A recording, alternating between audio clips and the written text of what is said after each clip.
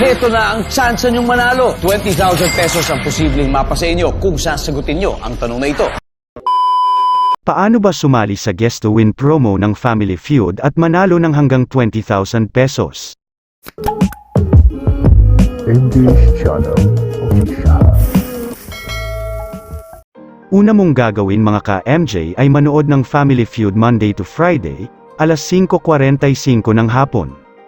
Siguraduhing meron ka ng Kapuso account bago makisagot sa mga tanong.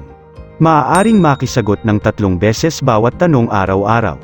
Isumite o submit ang iyong sagot sa www.gmanetwork.com/familyfeud-guess-to-win. Kalakip ang iyong sagot, buong pangalan, kumpletong address, email address at ang iyong mobile number.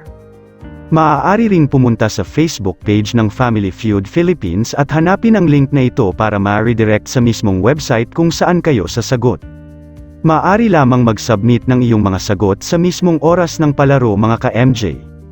Sundan lamang ito, pumunta sa Family Feud Philippines Facebook page at i-click itong gmanetwork.com/familyfeud-guess-to-win.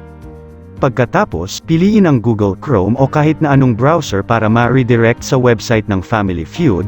Pagdating dito, click Submit Your Entry at e-type ang iyong sagot.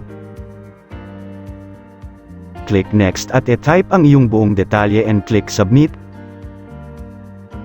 Hintayin lamang matapos ang processing at kapag nabasa mo na ito, ibig sabihin ay successful ang iyong entry.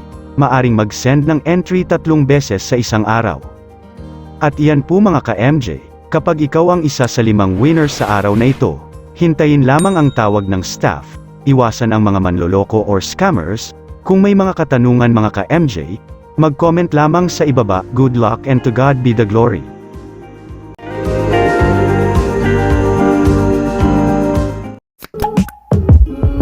English Channel Official.